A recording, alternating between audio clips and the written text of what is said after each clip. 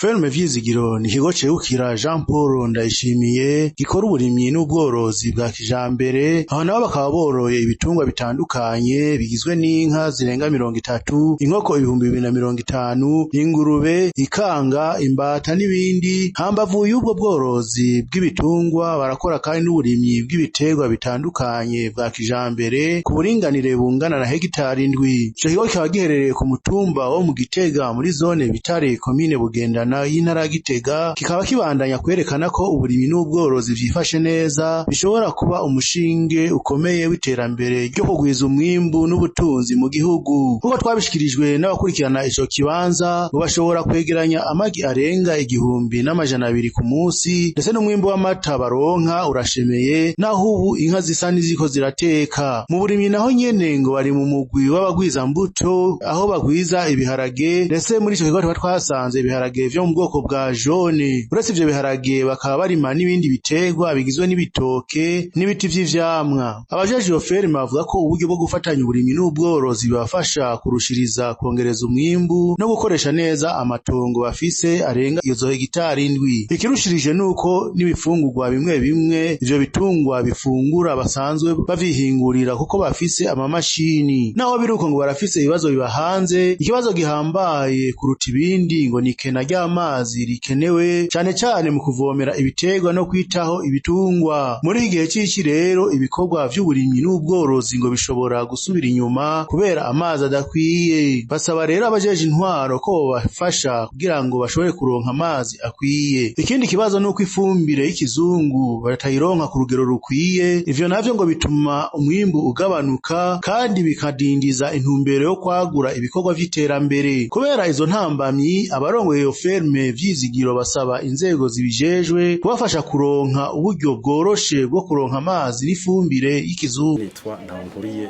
Lucien, yabejejwe gukurikirana irishira intuze iyi ferme Vyizigiro yo ngaha ikora ibijanye n'ubworozi bw'ibitungwa hamwe n'uburimyi. Afise intambamyi nyamukuru ngaha muri kino kigo, na cane cane ibintu bijanye n'amazi.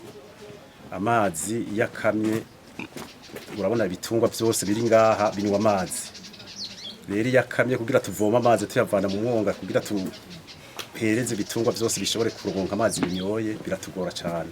Iyo ni intambamyi nyamukuru dufise ngaha. Muri rusangi ivyo twosaba ubuyobozi bw'uburimyi n'ubworozi, turafite ikibazo cyane cyane carya amase y'ikizungu.